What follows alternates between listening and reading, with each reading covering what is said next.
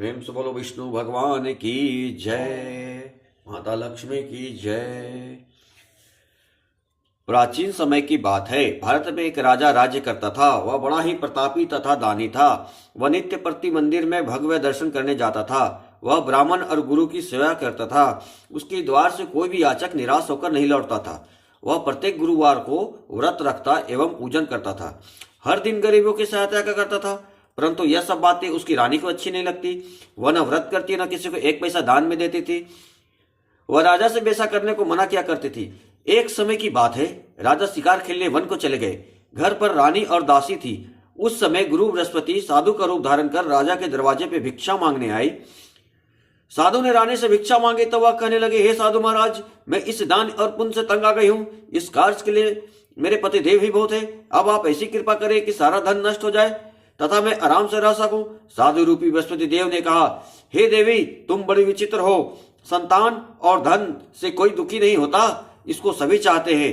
पापी भी पुत्र और धन की इच्छा करता है। अगर तुम्हारे पास धन अधिक है तो तुम भूखे मनुष्यों को भोजन कराओ, प्याओ लगवाओ, ब्राह्मणों को दान दो, धर्मशालाएं बनवाओ, कुआं, तालाब, बावड़ी, बाग बगीचे आदि का निर्माण कराओ तथा निर्धनों की कुंवारी कन्याओं का विवाह कराओ, साथ ही यज्ञादि करो। इस प्रकार के कर्मों से आपका कुल और आपका नाम परलोक में सार्थक होगा एवं स्वर्ग की प्राप्ति होगी। परंतु रानी साधु की इन बातों से खुश नहीं हुई। उसने कहा, हे साधु महाराज, मुझे ऐसी धन की आवश्यकता नहीं जिसको मैं अन्य लोगों को दान दूं तथा जिसको रखने और संभालने में मेरा सारा समय नष्ट हो जाए। साधु ने कहा, हे देवी, यदि तुम्हारी ऐसी इच्छा है तो जैसा मैं तुम्हें बताता हूं तुम वैसा ही करना। बृहस्पतिवार के दिन घर को गोबर से लिपना, अपने केसों को पीली मिट्टी से धोना, केसों को धोते समय स्नान करना, राजा से कहना वह हजामत करवावे, भोजन में मांस मदिरा खाना, कपड़े धोबी यहाँ धुलने देना। इस प्रकार 7 बृहस्पतिवार करने से तुम्हारा धन नष्ट हो जाएगा। यह कहकर साधु महाराज रूपी बृहस्पति देव अंतर्धान हो गए। रानी ने साधु के कहने के अनुसार 7 बृहस्पतिवार तक वैसा करने का विचार किया। साधु के बताए अनुसार कार्य करते हुए केवल 3 बृहस्पतिवार बीते कि उसकी समस्त धन संपत्ति नष्ट हो गई। भोजन के लिए दोनों समय परिवार तरसने लगा तथा सांसारिक भोगों से दुखी रहने लगा। तब वह राजा रानी से कहने लगा, हे रानी, तुम यहाँ पर रहो, मैं दूसरे देश को जाता हूँ, क्योंकि यहाँ पर मुझे सभी मनुष्य जानते हैं, इसलिए मैं यहाँ कोई कार्य नहीं कर सकता। अब मैं प्रदेश जा रहा हूँ, वहाँ कोई काम धंधा करूंगा, शायद हमारे भाग बदल जाए। ऐसा कहकर राजा प्रदेश को चला गया। वह वहां जंगल से लकड़ी काट कर लाता और शहर में बेचता। इस तरह जीवन व्यतीत करने लगा। इधर राजा के बिना रानी और दासियां दुखी रहने लगी। किसी दिन भोजन मिलता और किसी दिन जल पी कर ही रह जाती। एक समय रानी और दासियों को 7 दिन बिना भोजन का व्यतीत करना पड़ा। तो रानी ने अपनी दासी से कहा, हे दासी, यहाँ पास के नगर में मेरी बहन रहती है, वह बड़ी धनवान है, तो उसके पास जा, वहां से 5 सेर भेजर मांग कर ले आ, जिससे कुछ समय के लिए गुजर हो जाएगा। दासी रानी के बहन के पास गई। रानी के बहन उस समय पूजा कर रही थी। बृहस्पतिवार का दिन था। दासी ने रानी के बहन से कहा, हे रानी, मुझे आपकी बहन ने भेजा है, मुझे 5 सेर भेजर दे दो। दासी ने यह बात अनेक बार कही, परंतु रानी के बहन ने कोई उत्तर नहीं दिया, क्योंकि वह उस समय बृहस्पतिवार की कथा सुन रही थी। जब दासी को रानी के बहन से कोई उत्तर नहीं मिला तो वह बहुत दुखी हुई। उसे क्रोध भी आया और लौटकर रानी से बोली, हे रानी, आपकी बहन बहुत ही घमंडी है, वह छोटे लोगों से बात नहीं करती। मैंने उससे कहा तो उसने कोई उत्तर नहीं दिया, मैं वापस चली आई। रानी बोली, हे दासी, इसमें उसका कोई दोष नहीं। जब बुरे दिन आते हैं तब कोई सहारा नहीं देता।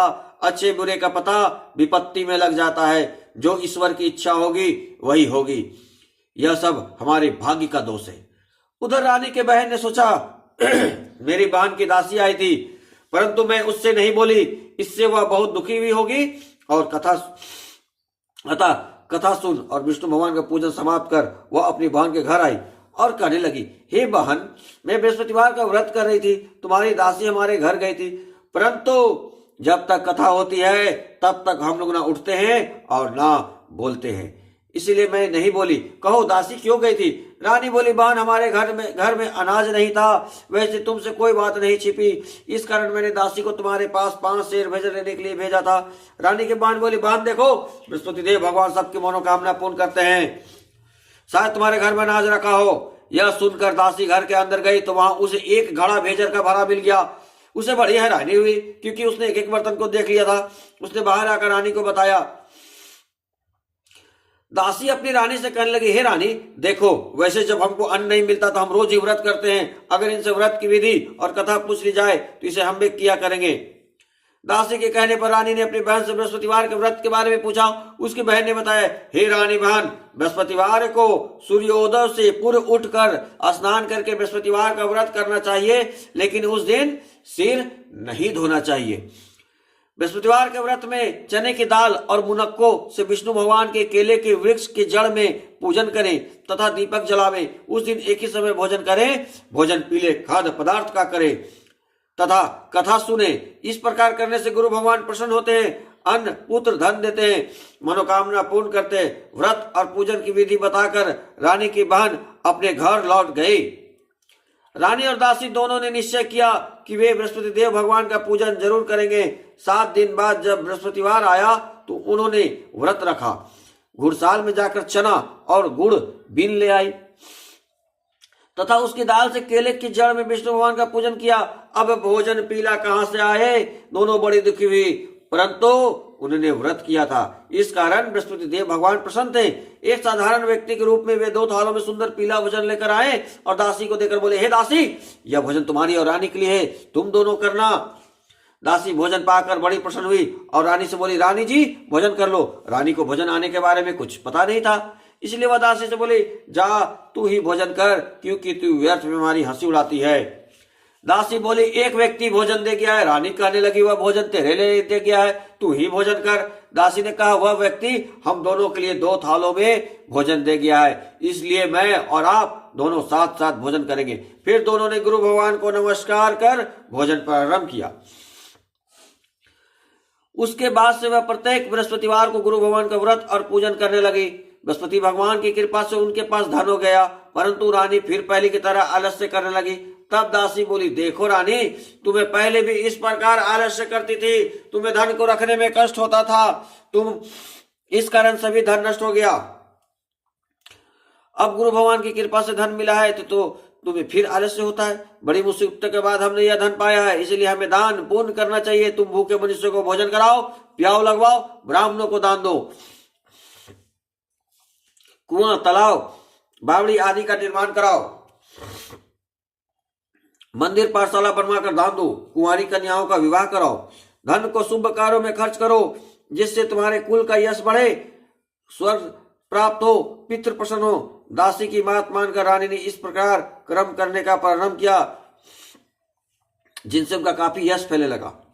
एक दिन रानी और दासी आपस में विचार करने लगे कि ना जाने राजा किस दशा में होंगे, उनकी कोई खोज खबर नहीं। गुरु भगवान से उन्होंने प्रार्थना की और भगवान ने रात्रि में राजा को स्वप्न में कहा, हे राजा उठ, तेरी रानी तुझको याद करती है, अब अपने देश को लौट जा। राजा प्रातः काल उठकर जंगल से लकड़ियां काट कर लाने के लिए जंगल की ओर चल पड़ा। जंगल से गुजरते हुए सोचने लगा, रानी की गलती से उसे कितने दुख भोगने पड़े। राजपाट छोड़कर उसे जंगल में आकर रहना पड़ा, जंगल से लकड़ियां काट कर उन्हें बेचकर गुजारा करना पड़ा। उसी समय उस जंगल में बृहस्पति देव एक साधु का रूप धारण कर आए और राजा के पास आकर बोले,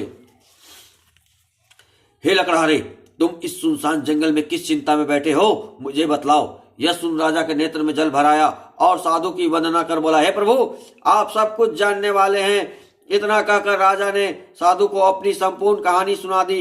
महात्मा दयालु होते हैं। वे राजा से बोले, हे राजा, तुम्हारी पत्नी ने बृहस्पति देव के प्रति अपराध किया था, जिसके कारण तुम्हारी यह दशा हुई है। अब तुम किसी प्रकार की चिंता मत करो, भगवान तुम्हें पहले से अधिक धन देंगे। देखो, तुम्हारी पत्नी ने बृहस्पतिवार का व्रत करना प्रारंभ कर दिया है। अब तुम भी बृहस्पतिवार का व्रत करके चने की दाल व गुड़ जल के लोटे में डालकर केले का पूजन करो, फिर कथा कहो या सुनो, भगवान तुम्हारी सब कामनाओं को पूर्ण करेंगे। साधु को प्रसन्न देखकर राजा बोला, हे प्रभु, मुझे लकड़ी बेचकर इतना पैसा भी नहीं बचता जिससे भोजन करने के उपरांत कुछ बचा सकूं। मैंने रात्रि में अपनी रानी को व्याकुल देखा, मेरे पास कोई साधन नहीं जिससे मैं समाचार जान सकूं। फिर मैं बृहस्पति देव की क्या कहानी कहूं, मुझको तो कुछ भी मालूम नहीं है। साधु ने कहा, हे राजा, तुम किसी बात की चिंता मत करो। बृहस्पतिवार के दिन तुम रोजाना की तरह लकड़ियां लेकर शहर में जाओ, तुम्हें रोज से दुगना धन प्राप्त होगा, जिससे तुम भली भांति भोजन कर लोगे तथा बृहस्पति देव का पूजा का सामान भी आ जाएगा। बृहस्पति देव की कथा। प्राचीन काल में एक बहुत ही निर्धन ब्राह्मण था। उसकी कोई संतान नहीं थी। वह नित्य पूजा पाठ करता, परंतु उसकी स्त्री बहुत मलिनता के साथ रहती थी। वह न स्नान करती, न किसी देवता का पूजन करती। प्रातः काल उठते ही सर्वप्रथम भोजन करती, बाद में कोई अन्य कार्य करती। ब्राह्मण देवता बहुत ही दुखी रहते थे। पत्नी को बहुत समझाते, किंतु उसका कोई परिणाम ना निकलता। भगवान की अनुकंपा से उस ब्राह्मण की पत्नी गर्भवती हुई और उसने 10वें महीने एक सुंदर कन्या को जन्म दिया। निर्धन ब्राह्मण कन्या जन्म के से दुखी हुआ और धीरे धीरे ब्राह्मण की कन्या बड़ी होने लगी। बचपन से ही उस कन्या की रुचि भगवान विष्णु की पूजा में थी। वह प्रातः उठते ही स्नादि करके भगवान विष्णु की पूजा करने मंदिर में जाती थी। बृहस्पतिवार को व्रत करके विधिवत पूजा पाठ करती थी। पूजा पाठ के बाद वह पढ़ने के लिए पाठशाला में जाती थी। घर से चलते हुए वह मुट्ठी भर जौ साथ लेकर जाती और पाठशाला के रास्ते में थोड़े थोड़े जौ गिराते जाती थी। जब वह पाठशाला से घर लौटती तो वह जौ के दाने सोने में बदले हुए मिलते थे। लड़की सभी सोने के दानों को बीन लाती थी। एक दिन जब वह सोने के दानों को साफ कर रही थी तो उसकी मां ने कहा, बेटी, सोने के दानों को साफ करने के लिए सोने का सूप होना चाहिए। अगले दिन ही बृहस्पतिवार था। उसने भगवान विष्णुदेव की पूजा करते हुए प्रार्थना की, हे भगवान, यदि मैंने आपका व्रत विधिवत किया हो तो मुझे सोने का सूप दे दो। भगवान बृहस्पति देव ने उनकी मनोकामना पूरी करने का वचन दिया। पाठशाला से लौटते समय उसे रास्ते में सोने का सूप पड़ा हुआ मिला। घर लौटकर सोने का सूप अपनी मां को दिखाकर वह सोने के दानों को साफ करने लगी। उसी समय उस नगर का राजकुमार उसके घर के पास से गुजरा। सुंदर लड़की को सोने के सूप में जौ साफ करते देख राजकुमार उस पर मोहित हो गया। महल में लौटकर राजकुमार ने राजा से उस लड़की से विवाह करने की इच्छा प्रकट की। तो राजा ने ब्राह्मण को महल में बुलाकर राजकुमार से उस लड़की के विवाह की बात कही। ब्राह्मण तैयार हो गया। धूमधाम से उस लड़की का विवाह राजकुमार से हो गया। दुल्हन बनकर ब्राह्मण की लड़की महल में चली गई। लड़की के चले जाने से ब्राह्मण फिर निर्धन हो गया। उसे कई कई दिन भोजन भी नहीं मिलता। बहुत दुखी होकर ब्राह्मण एक दिन अपनी लड़की के पास गया। अपने पिता से निर्धनता का समाचार सुनकर उसने बहुत सा धन देकर पिता को विदा किया। उस धन से ब्राह्मण के कुछ दिन तो आराम से गुजर गए, लेकिन जल्द ही फिर भूखे मरने की हालत हो गई। ब्राह्मण अपनी लड़की से धन लेने के लिए फिर महल में पहुंचा। लड़की ने पिता की बुरी हालत को देखकर कहा, पिताजी, आखिर आप कब तक मुझसे धन लेकर जीवन यापन करेंगे? आप कोई ऐसा उपाय क्यों नहीं करते जिससे आपका घर धन संपत्ति से भर जाए? ब्राह्मण ने कहा, मैंने तेरी माँ को बहुत समझा लिया, पर उसकी समझ में कुछ नहीं आता। उसका फूहड़पन नष्ट हो तब तो घर की निर्धनता भी दूर हो जाए। तब कुछ सोचकर लड़की ने पिता से कहा, पिताजी, आप कुछ दिनों के लिए माँ को मेरे पास छोड़ जाओ। ब्राह्मण अपनी पत्नी को लड़की के पास महल में छोड़ आया। लड़की ने अपनी माँ से कहा, माँ, तुम प्रातः काल उठकर स्नान करके भगवान वसुदेव विष्णु की पूजा अवश्य करना। पूजा करने से तुम्हारी निर्धनता अवश्य दूर हो जाएगी। लेकिन उसकी माँ ने उसकी कोई बात नहीं मानी। तब क्रोधित होकर लड़की ने अपनी माँ को एक कक्ष में बंद कर दिया। सूर्योदय के समय माँ को उठाकर जबरदस्ती उसे स्नान कराया और फिर मंदिर में ले जाकर भगवान बृहस्पति देव की पूजा कराई। कुछ दिनों तक ऐसा करने से माँ की बुद्धि में परिवर्तन हुआ और वह स्वयं बृहस्पतिवार का व्रत रखने लगी। उनके व्रत रखने से ब्राह्मण के घर में भगवान विष्णु की अनुकंपा से धन की वर्षा होने लगी। दोनों पति पत्नी धन संपत्ति पाकर आनंद पूर्वक जीवन यापन करते हुए विष्णु धाम को चले गए। लकड़हारा बने राजा ने सन्यासी से भगवान विष्णुदेव की यह कथा सुनकर बृहस्पतिवार का व्रत करके भगवान विष्णु की पूजा की। उस दिन से उसके सभी कलेश दूर हो गए। लेकिन अगले बृहस्पतिवार को कामकाज में अधिक व्यस्त रहने के कारण उसने भगवान विष्णुदेव का व्रत नहीं किया। भगवान विष्णुदेव लकड़हारे पर क्रोधित हो गए और उसे भूल की सजा दी।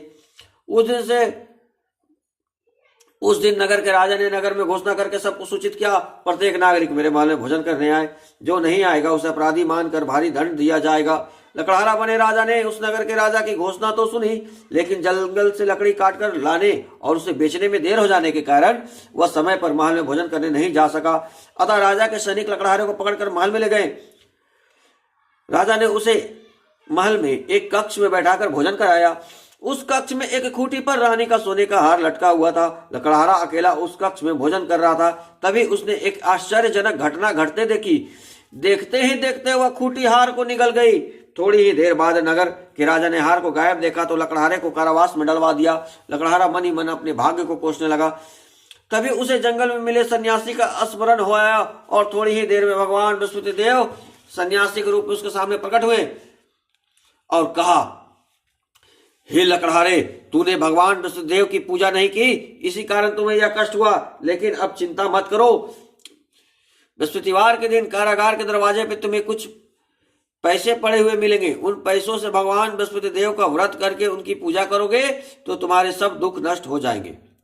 बृहस्पतिवार के दिन दरवाजे पे पड़े मिले पैसे से चने और गुड़ मंगाकर लकड़हारे ने बृहस्पतिवार की कथा कही तो भगवान बृहस्पतिदेव ने प्रसन्न होकर उस नगर के राजा को स्वप्न में लकड़हारे को कारागार से मुक्त करने को कहा। सुबह राजा ने अपने कक्ष में आकर देखा तो खूंटी पर रानी का हार मिल गया। राजा ने लकड़हारे को मुक्त कर दिया और उसे धन और आभूषण देकर विदा किया। लकड़हारा बना राजा उस नगर से चलकर अपने नगर में पहुंचा तो उस नगर में कुएं, धर्मशालाएं, बाग बगीचे देखकर बहुत प्रसन्न हुआ। राजा ने किसी से पूछा, ये कुएं धर्मशालाएं किसने बनवाए हैं? सबने उसे बताया, ये सब रानी और उसकी दासी ने बनवाए हैं। राजा महल में पहुंचा तो रानी ने उसका भव्य स्वागत किया। तब राजा ने निश्चय किया कि सप्ताह में तो एक बार तो सभी बृहस्पति देव का व्रत तथा पूजन करते हैं, परंतु मैं प्रतिदिन व्रत किया करूंगा तथा दिन में 3 बार कथा कहा करूंगा। अब राजा हर समय दुसाले में चने की दाल बांधे रहता तथा दिन में 3 बार बृहस्पति देव की कथा कहता। कुछ दिनों के बाद राजा को अपनी बहन की याद आई। एक दिन घोड़े पर सवार होकर राजा अपनी बहन से मिलने चल दिया। अभी राजा नगर के बाहर पहुंचा ही था कि उसने कुछ लोगों को शव को ले जाते हुए देखा। राजा को स्मरण हो आया, आज उसने किसी को बृहस्पतिवार की व्रत की कथा नहीं सुनाई है। राजा ने उन लोगों को रोककर कहा, भाइयों, आप शव को ले जाने से पहले मुझसे बृहस्पतिवार के व्रत की कथा सुन ले। लोगों ने राजा पर क्रोधित होते हुए कहा, तुम पागल तो नहीं हो गए हो? लेकिन कुछ बड़े बूढ़े लोगों ने कहा, अच्छा भाई, साथ चलते चलते तुम अपनी कथा सुना लो। राजा ने चलते हुए आधी कथा सुनाई कि शव हिलने लगा। राजा की पूरी कथा सुनते ही शव उठकर बैठ गया। लोगों ने हैरानों से दांते तले उंगली दबाई और अगले बृहस्पतिवार के से भगवान विष्णुदेव का व्रत करने व कथा सुनने का निश्चय कर लिया। घोड़े पर सवार राजा चलते हुए एक किसान के पास पहुंचा। किसान अपने खेत में हल चला रहा था। राजा ने कहा, अरे भाई, मुझसे बृहस्पतिवार की कथा सुन लो। किसान झुलझुला कर बोला, अरे भाई, देख नहीं रहे, जितनी देर में मैं तुम्हारी कथा सुनूंगा उतनी देर में तुम्हें पूरे खेत में हल चला लूंगा। राजा निराश होकर चलने लगा। तभी किसान के बैल लड़खड़ा कर जमीन पर जा गिरे। किसान के पेट में भी जोरों से दर्द होने लगा। उस किसान की पत्नी जब खाना लेकर आई तो उसने किसान से इस बारे में पूछा। किसान ने घुड़सवार की पूरी कहानी सुनाई।